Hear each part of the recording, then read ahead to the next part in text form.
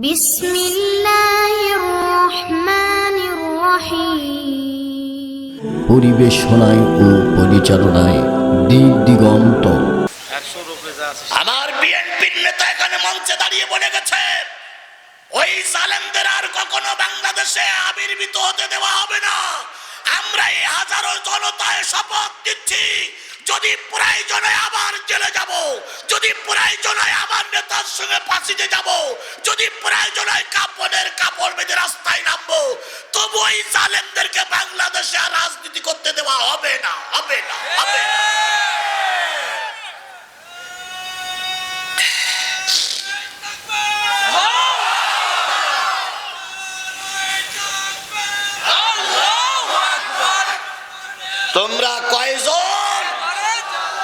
তোমরা কয়জন আওয়ামী লীগ আছো আমি সবাই চিনি। এর ভিতরে 19 জন আওয়ামী লীগের লোক আছে, 19 জন। এই 19 জনের যদি আমি এখন দাঁড় করাই দেই দিতে পারি, কারণ আমার শুধু দুটো চোখ না, কেন আরেকটা চোখ আছে। সেই চোখ দিয়ে দেখতে কয়জন আছে? দাঁড় করাই দেব যে ভাই আপনি মুখ আছেন, দাঁড়ান একটু দাঁড় করাই দেব। দাঁড় করাই দিলে সবাই যদি গণহারে মারে, আর ও যদি মারা যায়, কালকে আমার নামে মামলা হবে ভাই। এই জন্য আমি দাঁড় করাই দিতে পারলাম না। ওরা ভালো হয়ে গেছে, ভালো হয়ে গেছে। একটা জিনিস মনে করবেন, যারা ঘাপটি মরি আছে ওরা কখনো ভালো হয়নি, এরা ভালো হওয়া যাত নয়। আর যদি কেউ মনে করেন এদের ভোটে ক্ষমতায় যাবেন, খোদার কসম এরা কখনো আপনাকে ভোট দেবে না।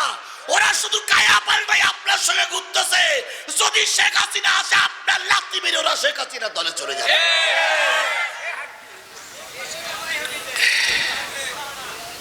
আমার ভাইয়েরা, তাহলে মুসা আলাইহিস সালামের মুজিজা ছিল কি? লাঠি।